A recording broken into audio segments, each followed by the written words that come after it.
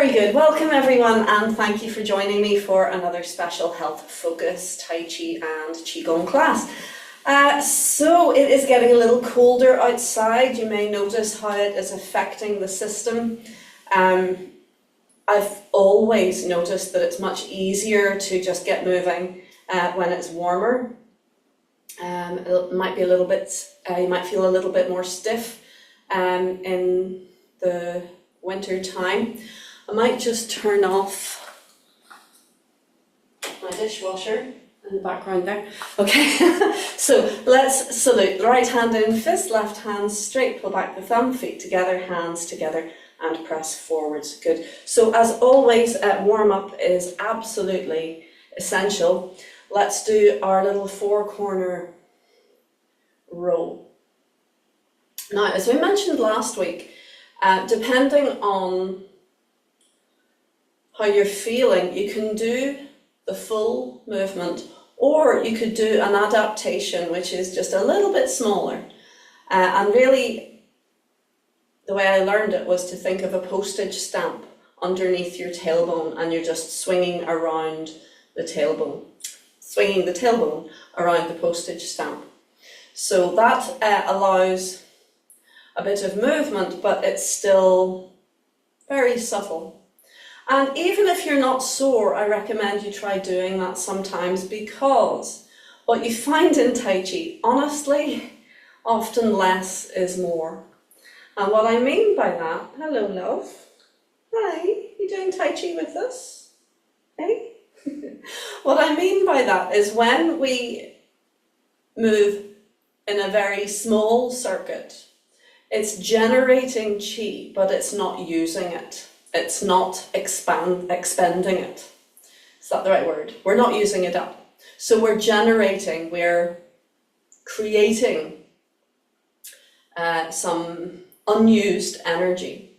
So then obviously as warm-up, that's great, because then as we go on to do our movements, we have fuel for the fire. Good. Okay, let's change direction.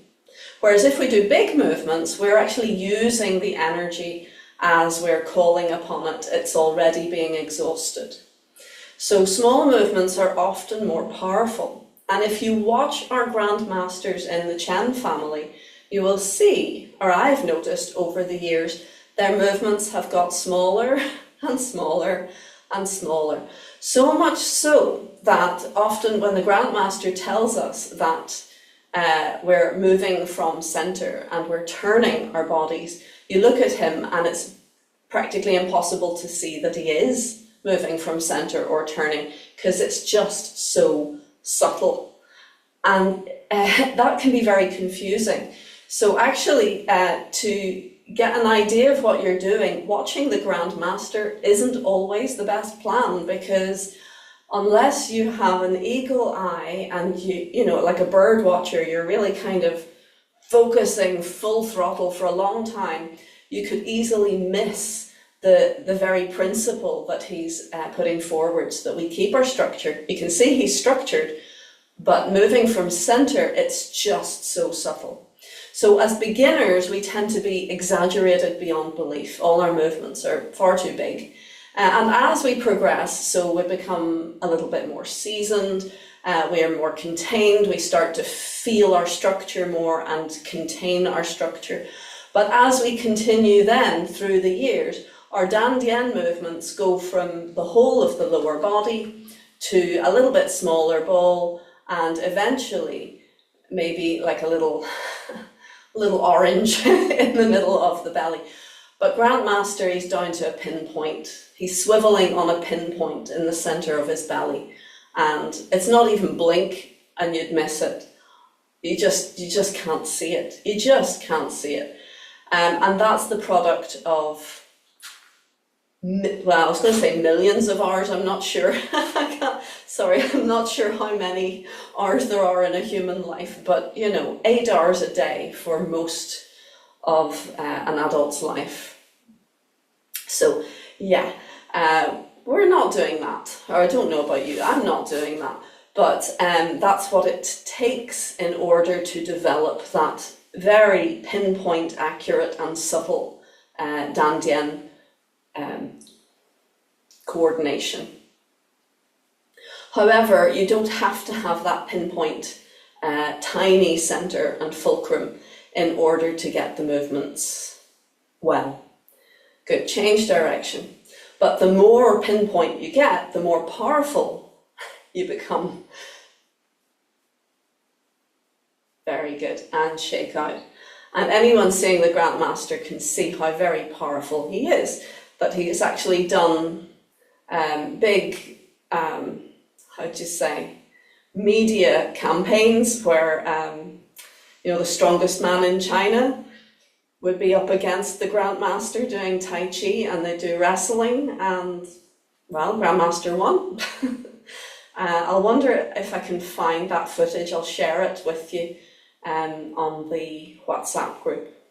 He didn't come away absolutely unscathed, though, I must say, that the world's strongest man, the sheer forces that was being put into the Master's body, that some of his structures did get a bit tight, and he needed a wee bit of, he had a massage student on hand to help him, but he still won, and that's something else, because he's nearly 80, if not 80. Good, shaking out. So a man much, much younger, much bigger, who was putting all his effort into strength, actually using structure and moving from center, can beat sheer strength alone. Okay, so let's take a little winter warm-up Qigong.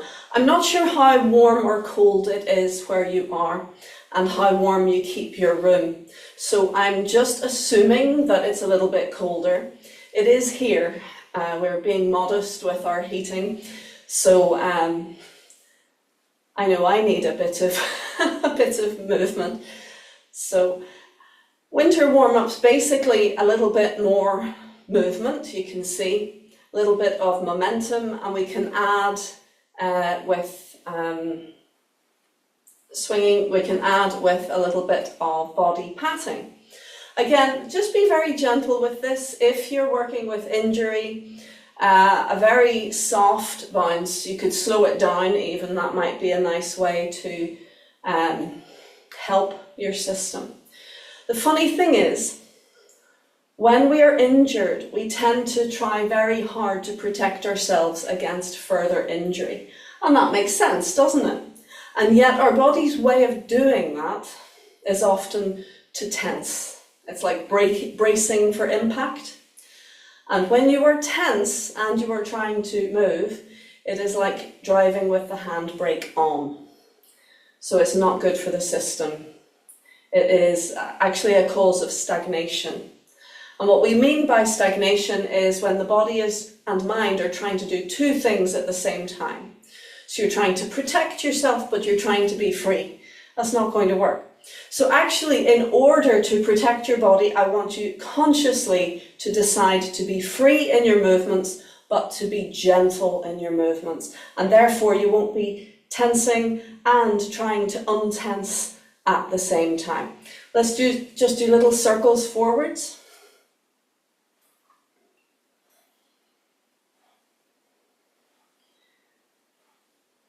Good, and change direction.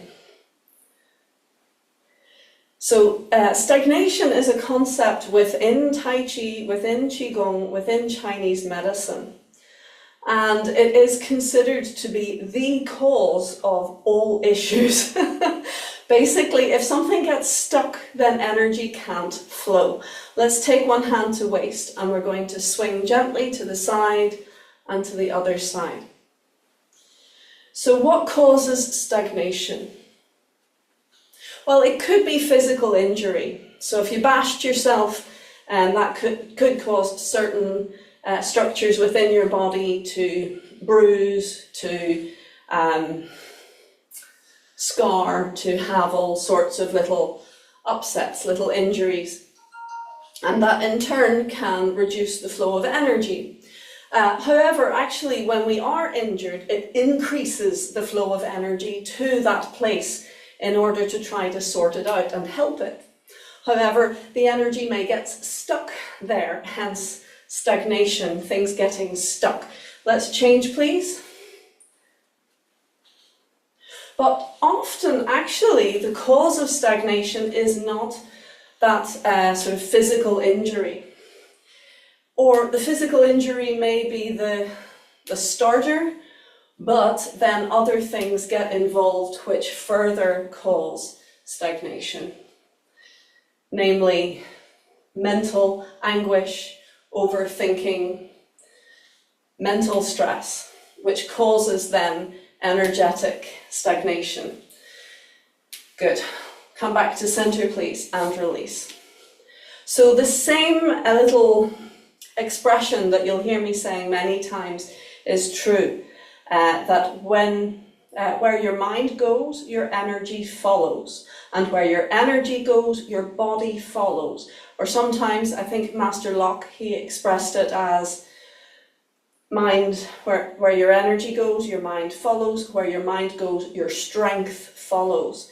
So if you are concerned about an injury, you're actually building strength in the injury, not in the recovery.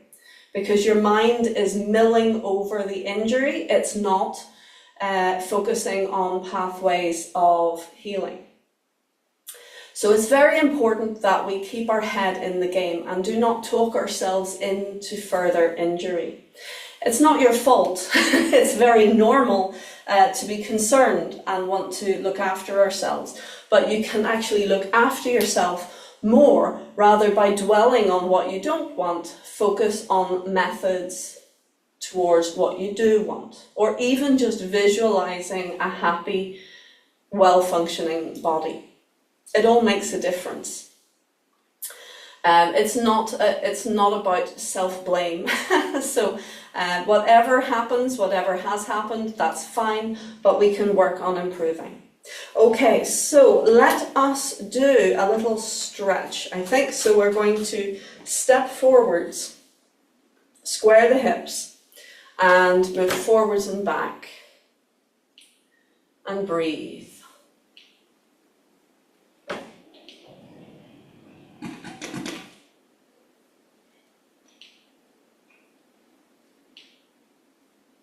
Good, and swap over.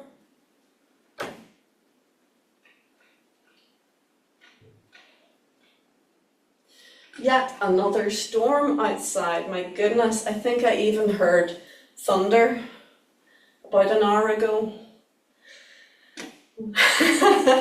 Okay, and step forwards. I once heard that one should not practice Tai Chi in a thunderstorm, but I don't think it is a thunderstorm now. The reason for that is there's a lot of energy about in a thunderstorm, and it can frighten the system when you're trying to relax, when you're being nice and mellow, when you're letting go into your system to have a sudden electric and energetic discharge in the atmosphere. It's not a good mix. Even one of my teachers at one stage was saying he was doing Qigong and his arms were raised and he was breathing in and he was letting go into the experience, and one of his students actually decided to test him martially. You know, this is a martial art, and the student punched him. I'm not sure, was it his solar plexus or his back, but they punched him. And my teacher, he was okay, but it was a bit shocking for him. And he gave the student a right telling off that when someone is in that state of yin and doing Qigong, you do not test them, you do not attack them, because it's actually quite dangerous. So similar to the thunderstorm business, that you should only do Qigong in situations where you feel relatively safe, that you can then allow yourself to let go into the practice fully. When you're doing martial practice, that's different. It is still Qigong, but you are focusing on your martial, keeping your awareness open, being prepared, all the rest of it. So there's certain times that we want to avoid beating each other up, basically, and certain times we want to avoid doing Tai Chi. So do not put yourself in that deep state of calm if the likelihood is that either the environment or potentially a person will come with a sudden burst of energy or attack. Yeah. The nearest I got to, I was teaching one evening in a large supermarket. I was teaching in their community space, which was a little hall off the side of the supermarket, and the fire alarm went off. We were doing Qigong, we were doing a standing practice, and one of my students has quite a serious heart condition, so I was a bit concerned for her, but we just said, oh right, okay, get your stuff folks, we go. And actually it was a false alarm, and so we were told, no, you can go back in, and the alarm went off 3 times during my class, and by the 3rd time I was just like, okay folks, look, let's just go home. The chill was completely gone. All right, yes, a little stretch please. So open your stance, and we're going to gather, lace the fingers together, lift, turn the palms, press forwards and up, and lift your chin. Lift the hands and lower the chin and gently lengthen. And release. Releasing through belly, hips and knees. So you may recognize this as the first of the 8 brocades. Of course, again, if you have physical restrictions that don't allow it, then leave it out. For example, if your arms can't do it, see if you can do it just through the top of your head. Lengthen up and relax down. One more time. Lift and turn. Press forwards and up. Lower the chin as you lift the hands. Lengthen and release and relax down. Very good. And a little circle for your shoulders. Excellent. I'm going to revise those little back releases that I covered last week with you. So the first one is a general waist release for if you feel kind of compressed, like your muscles have gone into contraction and they're not releasing. This is a nice one. So we find the waist first. The waist is the smallest part between your rib cage and your hips. So it's a lot higher than people often think these days, as trousers often are hipsters and sit mid-hip. We want to actually go right the way up to the smallest part. Okay, so once you've found your waist, bring your thumbs to your spine and then very gently draw out, feeling the curvature of those big ropey muscles either side of the spine, the erector spinae.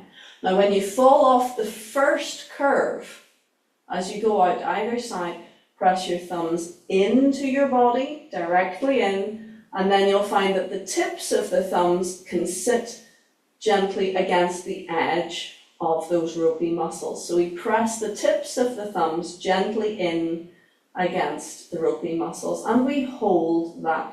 Now as we hold, we can very gently release the pressure. And that's one of these little magic tricks, that as you release the pressure, you're also releasing the tension in your back. So think of like a slow puncture. You're releasing, releasing, releasing, releasing, releasing, and then you can come away and brush. Good. So you can do that 3 times, a maximum of 9 times in any one session. If you feel it's giving relief, it will probably give you relief the first time. And you may notice that each time the structures may feel different. And that's very good. If you feel that, happy days, you're getting somewhere. Okay, the next wee exercise, or the next wee one we're going to look at is a piriformis release. The piriformis is one of the little muscles that links the hips to the sacrum, and it's responsible for a lot of sort of cramping in the backside, or if you feel that your bottom's kind of pulled in, if you feel restricted and uncomfortable there, like I get it crossing my legs, sitting with my legs crossed in like the lotus position. I can get quite uncomfortable in the piriformis. So let's have a look. So we're going to take one hand fist to the ASIS, anterior, superior, iliac, spine, yeah. So that is it's the sort of bumpy bit at the front of your hips. If you were to lie on the floor on your face, it's the bit of your hips that would be sticking into the floor. So you find that bumpy bit and you stick your fist on it, and that's for a wee bit of support, and that's what you're going to point towards, is that point that your fist is touching. Good, and then I just want you to feel for the curvature of your buttock. And when you find the hollow, we want to get right into the center of the hollow with your thumb or your middle finger, doesn't matter, and press directly towards the ASIS on the opposite hip. So you're pressing your thumb in, pointing to the front of the opposite hip. And again, you can press in nice and deep, or as far as feels comfortable, and then very gently and gradually release the pressure. Very gently. Very good. And you can just brush with the back of your hand, and then we do the same on the other side. If you don't have any issues in these muscles, doing this work won't do you any harm. You don't have to do it if you don't want to. But anyway, find the ASIS and find the hollow of the butt cheek and press into the hollow, pointing to the ASIS. You can press in quite deep. If you feel that you haven't quite got it, you can gently move around like a half a centimetre. You'll know, it's one of these things, you know when you've got it. You'll feel it. And very gently release.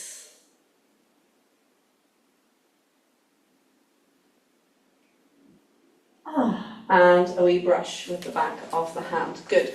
And then just have a wee bit of a move around and see how you feel. Good. So that's a wee bit of Emmett technique for you, a wee bit of self-care. You can do it as often as required. Yeah. So let's do a little bit of form. We're going to go all the way through the 24 form. As I mentioned, you can mark it, which means that you're not doing it with big, deep stances, or if your arms hurt, you can just do it gently as best you can. But bear in mind, folks, that we always want to nod to the 3 harmonies. This means that whatever size your footfall is, your hand should be level with your foot. So you may be used to taking bigger steps, and that's fine, but you see the hand is above the foot. So if you're compromising with your steps, you should not still be doing a big movement with your arm, because you've lost the harmony between the upper and lower body. So if you're doing it small underneath, that means you have to do it small up above. So always we want the hands and the feet to work as a team, the elbows and knees to work as a team, and the shoulders and hips to work as a team. So small Tai Chi looks very different. See what I mean? That's not bad. But if we ignore or let go of the concept of the 3 harmonies, and we take small steps, but we take big arms, that's bad. That's no good. It's kind of like a mushroom, you know what I mean? Like little tiny bit touching the ground, and then this great big umbrella on top. No, we want whatever size we are underneath, we want the same up above, and that way we have structure. And remember, the key principle of all Tai Chi is keep your structure, move from center. That's what all the standing practice is about, folks, because it helps your body learn or relearn good structure. And with good structure, we have effortless strength. It's just there. We don't need to have muscle power. We have structure, we have strength. Okay, ready? 24 form. Gently does it all the way through, please. If you don't know it, follow. If you do know it, happy days. Follow. Move with me, please. And then if you get lost or confused, hopefully I can help you. Are you ready? We lengthen up and relax down.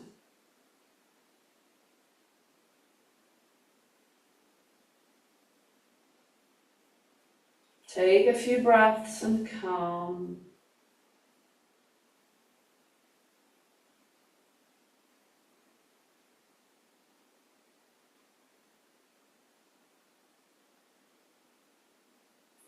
Listen behind.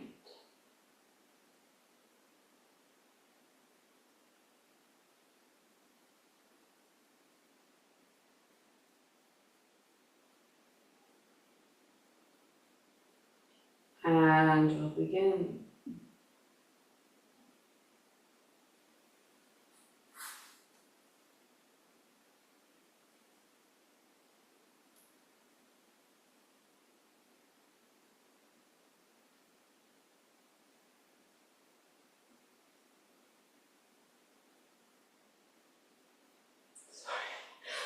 Yeah, I'm doing the wrong form there, but got it. Good.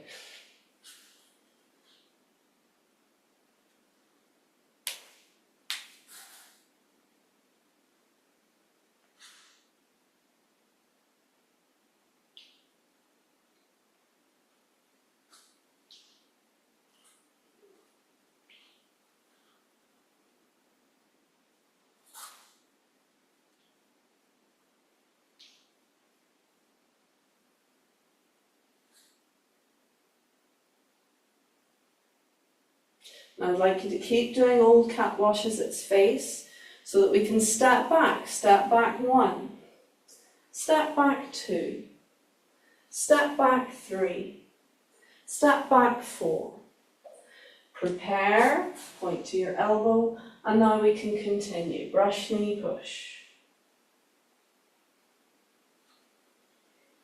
Now, I'm not doing particularly small steps today, but I'm not doing particularly big steps either.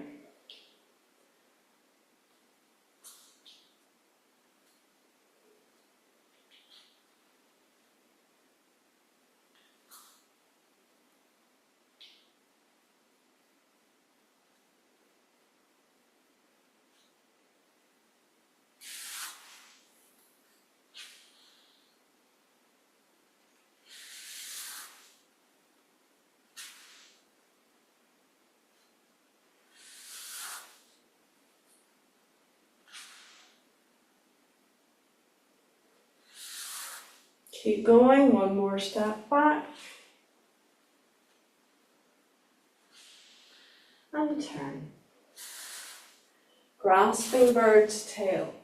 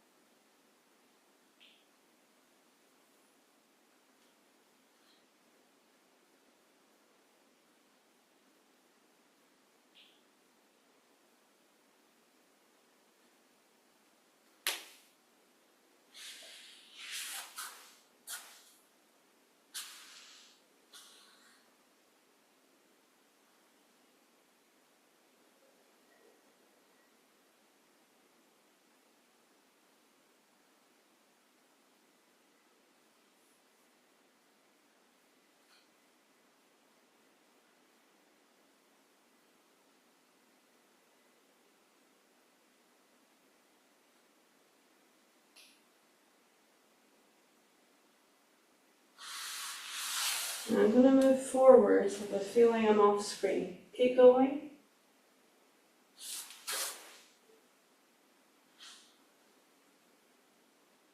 Fix the back foot, extend. And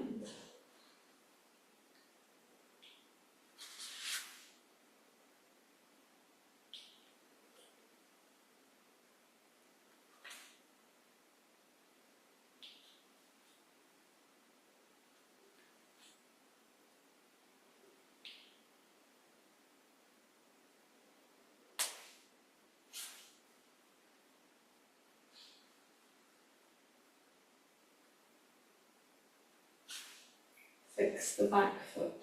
Release. High pat on horse.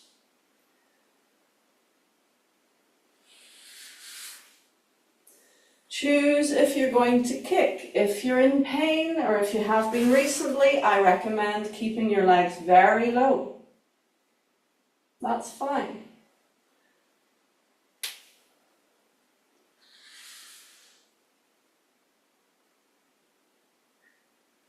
Turn to the back. Scoop, lift left. Again, keep it low. And hook. Relax down and extend for snake creeps down. Turn front foot, turn back foot, turn front foot again. Feed into the front, and if you can comfortably lift and heel of hand down. If you're not sure about it, leave it out. That's much better to leave it out than to try and resist at the same time. Again, we do not want to create stagnation. Do or do not. And keep going. Step, hug ball. Step and through.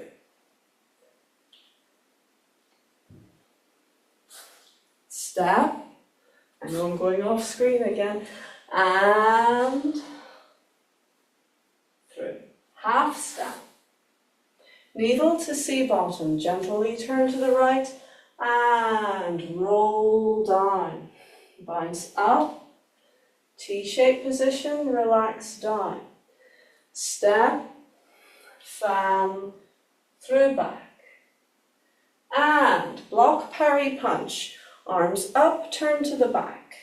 Swing the right side down, right side in. Right side up and over, step. Turn. Step through and punch. Apparent close up.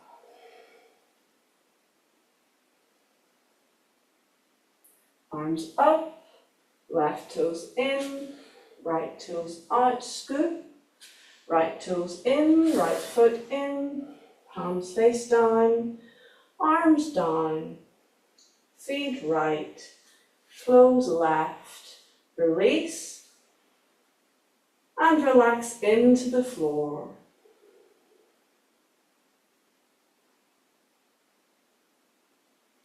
And a little heel tap.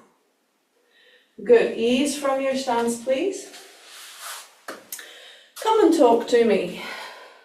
You don't have to, but if there's anything that you'd like to say, how easy it was, if you remembered it, if there's any places that you felt were difficult or you need to work on, anything that needs explained, whatever you like.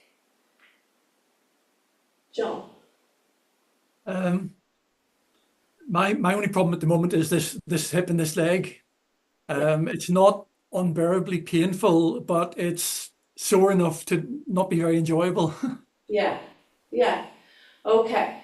Do you notice does it make a difference if you take smaller steps, if you keep higher in your stances? I have been doing that. Yeah. Um, it's my right leg, and I'm now suddenly aware that most of the times we do empty stance, Yeah, the weight seems to be on the right leg. yeah. Mhm. Yeah, okay, so what you can do is leave out the empty stance. So for the purposes of this, you can, like every time you're sort of on one leg, you mean? Basically you're Yeah, on your yeah, right. basically. Every time it's on the right leg. Uh-huh. Yeah. Uh-huh. Okay, well, let me see. Yeah, it might take a little bit of creativity on your part. So for example, white crane opens its wings, yeah? Yeah, yeah. So you're standing on your right leg, you're in empty stance, and that's an issue for you. I mean, it's not a huge problem. I can do it, and and it's probably doing me good doing it. It's just not terribly comfortable at the moment. Yeah. Hmm. What is it like to sit for you at the moment? Is it uncomfortable to sit? No, sitting's fine. Sitting's fine. Well, I would recommend doing it seated then. You're not weight bearing on the legs at all, but you can position the feet where they would be and you can visualize your weight bearing without actually experiencing the pain. Sometimes it does require adjustment, and quite a lot of adjustment. I had sciatica in my 20s for 3 years because I had slip discs in my back. I had really overdone it, and I was warned, my teacher was going, "You're doing too much, you need to stop, you're going to hurt yourself." And I was going, "No, I'm fine." It's like doing 2 hours of high kicks. Yeah, and I was injured. By that evening I didn't feel right, and by the next day I felt ripping sensations going down my legs and numbness and all the rest of it.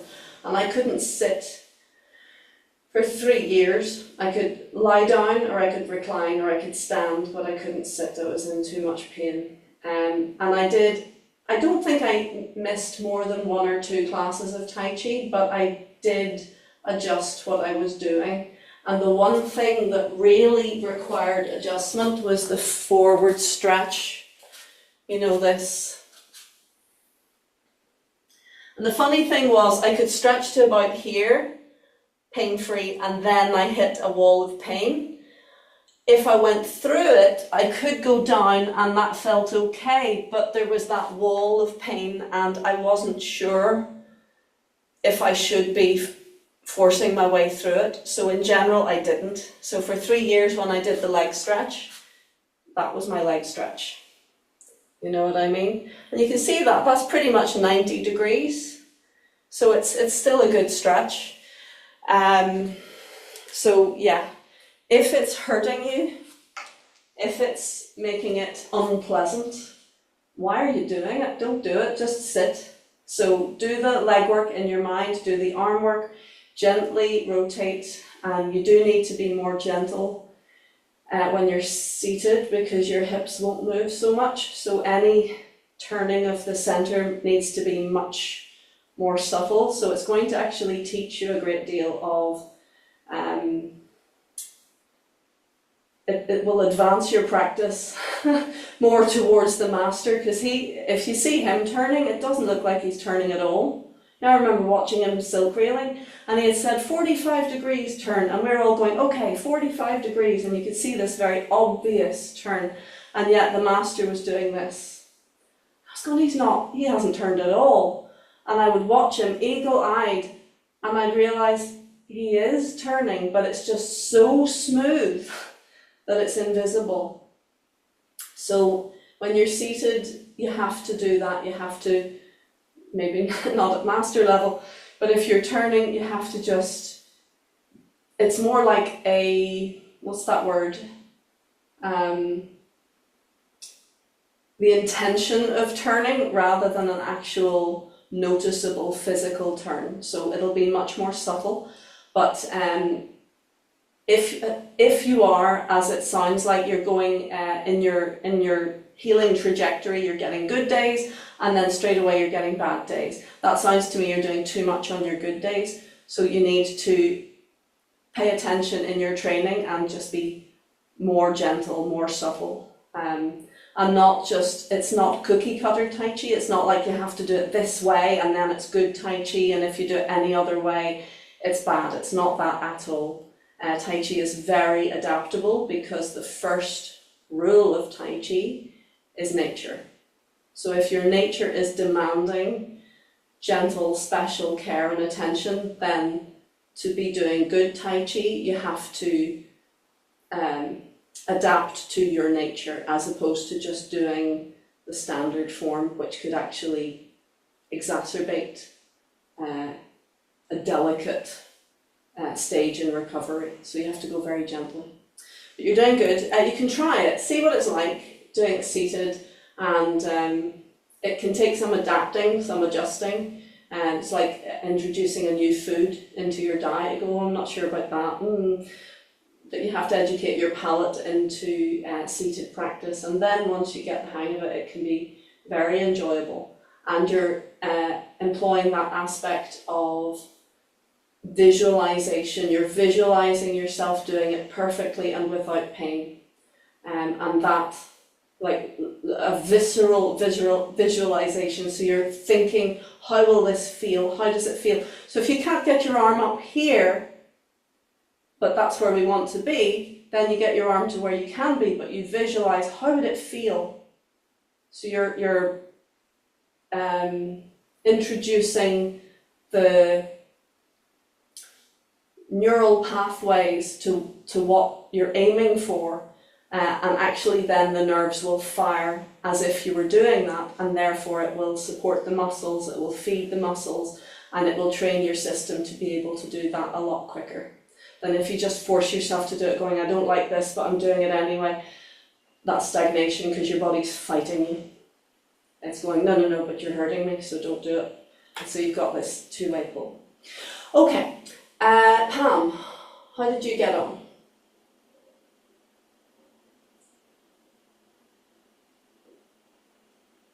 Okay, got a little confused with the shuttles. Were you doing it in the same corner or both corners? Lady plays the shuttles. Say again, the Jade Maiden Plays Shuttles? Yeah, you do it twice. So Twice, and one in each corner, correct? yes, that's correct. Okay, maybe I just didn't look. Yeah, that's okay. I'll show you. Okay, so after your snake creeps down, golden cockerel, snake creeps down, golden cockerel. So your second golden cockerel, you're standing on your right leg. So Jade Maiden Plays Shuttles, we start by stepping to the left corner, twisting into hug ball, stepping through center with a bit of width, and pressing through, and then straight away we feed back and turn to the right corner and feed forwards, whoops, and step through and block and push. So again,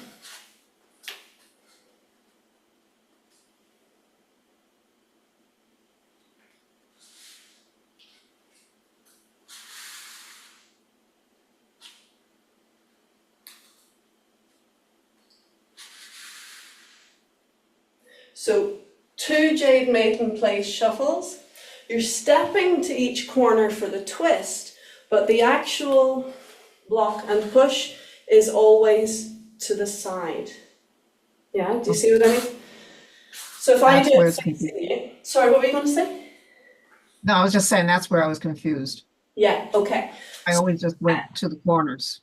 Yeah, so you're stepping, the twist step is to the corners, but the block and lunge or the block and push is directly towards the wall. So if you see, I'm not mirroring it, I'm just doing it as is, but facing you. So you step to the corner and twist, come through center and then step shoulder width, but straight forwards and block, and the back foot pushes back, so we're squaring up again to the wall. So we're going straight in this bit, and then back and twist to the corner, we step through, toe pointing forwards, block and push. Do you see? Yeah? Yes, I have it, thank you. You're very welcome. Yeah, it's similar in a way to all of the stepping that we did at the beginning of the form, that you'd see step, square up, back, turn, so we're to the corner, but then when you step, you're stepping straight, square up. It's the same principle, it's just, excuse me, it's just the rotation is somewhat different. In the Separate Wild Horses Mane, for example, we have this whole business of feeding back and turning, and then feeding forwards and coming in. So that was your initial Separate Wild Horses Mane, and it's the same legwork for brush, knee, push step. However, with your Jade Maiden Plays Shuttles, it's a more direct, it's a little bit more, maybe a little bit more finesse in that we step down to the corner, and instead of going, forwards, backwards, turn, we just screw in. So we increase the turn towards the corner and then step through and push through. But again, we do have back and turn. It's just this time we have a little bit more finesse. We screw in to the front leg, peeling off the back heel and step. And then course correct by pushing the heel back. So, yeah. I hear, whenever my masters or teachers tell me something, I hear it like ringing in my ears. It's almost like they're shouting at me when I'm teaching. And I remember Chen Yin-jun saying, never compare steps. And I do it all the time, or like used to do it all the time. I just did that there, saying, okay, well, this one's like this, and then that one's like that. But they're different, and that's why he says don't compare steps, because you can see the stepping in this one is different from the stepping in the other. So comparing them, it's making a link between the two that shouldn't be there. But at the same time, it's part of the vocabulary of Tai Chi, isn't it? That you're walking forwards. So yes, you step to the corner, and you're stepping by turning your body to the corner. So you should never step to the corner with your leg. Do you see? That's wrong. Yeah, because that's the leg going to the corner. It's not my body. So in order to step to the corner, I have to turn to the corner. And then I'm continuing to turn to screw into the leg, coming through center step, and then I'm squaring up. And because I've turned so much, that heel on the back foot has to push back. So as I do the arm movements, the heel at the back is pushing back. It's actually repositioning, which is not something done in Chen style, but this is Yang style. Okay, so we feed the weight back, we start to turn, and we continue to screw into the front leg. Again, we come through center, and then we have this step forwards. Notice I'm not just stepping straight, because that would leave me with a really narrow and awkward hip position. I'm stepping always a little bit wide. So at least hip width, if not shoulder width. Good, I hope that clarifies a little bit, does it? Yes, it did. Thank you. Very welcome. Okay, Ursula, how did you get on? Well, I'm not functioning very well today, so I'm just going through the motions. That's okay. Well, sometimes going through the motions is what you need. Is it mind not functioning, or body, or just everything is a bit? It's fair to say that she's not playing ball today. Oh, I'm sorry, I didn't hear that. Say it again. My body's just not cooperating today. Okay. Just one of these days. Yeah. Well, we've all been there, and we're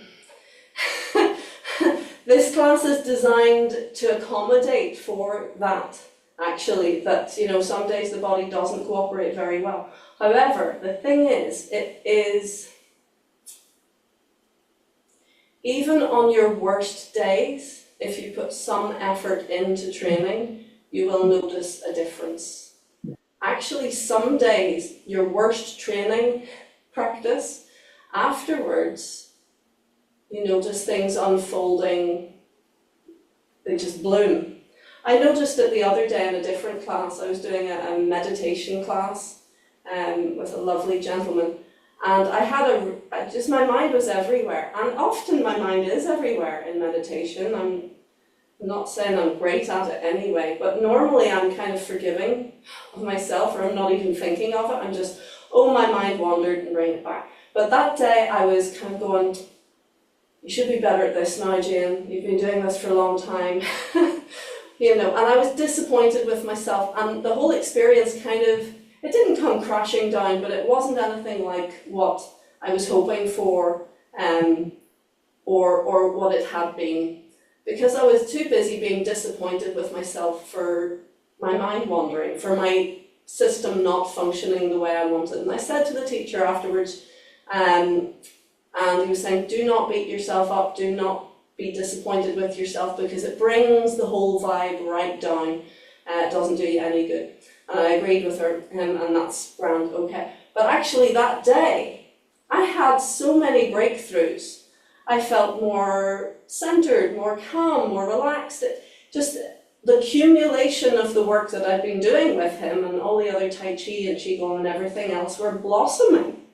So often we think we've hit rock bottom in our practice and that we're really not functioning very well. But it's like stumbling over that last tricky little part of the mountain climb. And you're doing it going, gosh, this is horrible, this is really difficult, I'm exhausted. But once you've got over that, look at the view. You've actually attained something. So every attempt, even when you feel it's a really awful outcome, every attempt helps, because it is grist for the mill. It's actually getting you somewhere. Whereas if every time we had a rough day in training, we stopped, we would never go anywhere. So this is, folks, this is Kung Fu that you're doing. And this is the harsh reality of Kung Fu, that sometimes you will have really awful training days. Awful. But the fact that you're doing it actually pours oil on the water and prepares you and gets things ready for the smooth sailing on your good days. Whereas if you left it every time you had a bad day, you would not be doing it at all. And that's just an unfortunate reality, but it's also a beautiful reality, because it gives us hope that even if it sucks today, at least I've done it. Tick. And that's something to feel proud of, and you can actually, pat yourself on the back. And yeah, it's like good nutrition. Sometimes eating that salad sucks. You really don't want to, and you want the burger, and you want the chocolate and the pavlova, but you're eating a salad and you're going, ah. And then you get on the scales and you go, wow, look at that. It pays off. So yeah, we've only a few minutes left, so let's do Jade Maiden Plays Shuttles, and we'll finish it with needle to see bottom and fan through back. So I can get, please.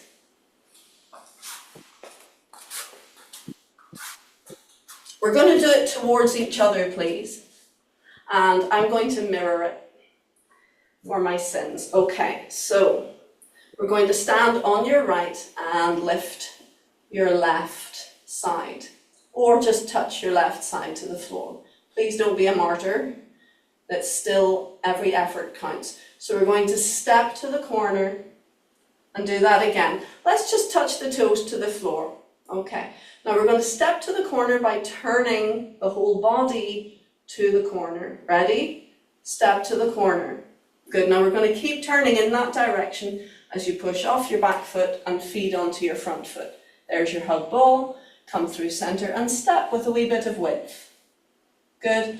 Lower hand sweeps up. Other hand in front of heart presses forwards. Push your heel back. Good. Feed back.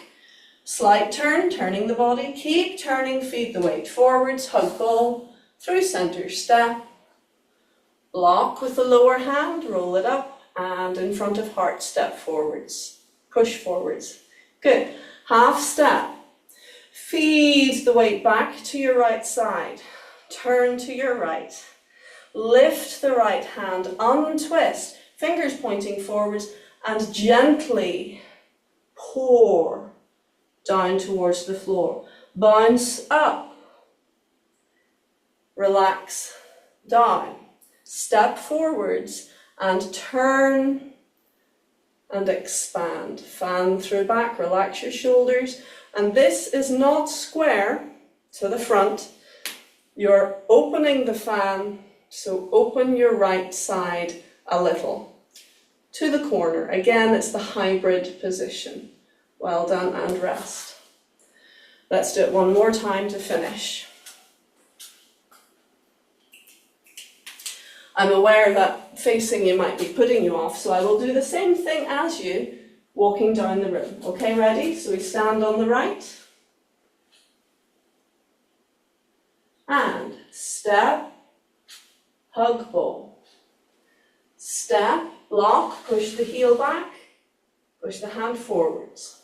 Back, turn, keep turning, feed forwards. Step, block, push the heel back. Half step, feed the weight back, up and over. Bounce up, right hand brings left, T-shaped position. Relax down, right hand turns over, step, and fan through back. Open your right side a little bit. Left hand's in front of your nose, look past your fingers, and rest. Well done. Good stuff. I see what you mean, John. Yes, every time it's standing on the right, doesn't it? Standing on the right, standing on the right. Another thing you could do, this is cheeky, and close your ears, any Chen practitioners, you could work the whole thing out on the other side. This is particularly a Yang feature. They think, okay, learn it on one side, then do it on the other side. Yin Jun was more sharp with me than he has been in many years when I said about maybe learning Laojia on the other side, practicing it on the other side. He said, who told you to do that? And I didn't want to say. I just said, oh, I just thought it would be a good idea. And he said, nope, don't do that. Not a good idea. It's designed the way it's designed. But that's Chen style. Yang style, they seem to be far more open to doing everything on both sides. And we're not doing any explosive Fajin moves. We're not doing any stamping. So it's perfectly fine. So if standing on the right continuously is not for you at the moment, then mirror it. Do the whole thing on the other side. Which sounds harder than it is because you can watch a front view of Tai Chi, and there are many front views of the 24 form, and you just follow them, you just mirror them. So something to bear in mind. Let's finish, please, with a very gentle rotation. Oh, I'm sorry, I'm over for a few minutes. So we will, yes, very gentle but very quick little rotation in center, and let the arms be like water. Keep your awareness in your hands, very soft, very free, and of course awareness in your center.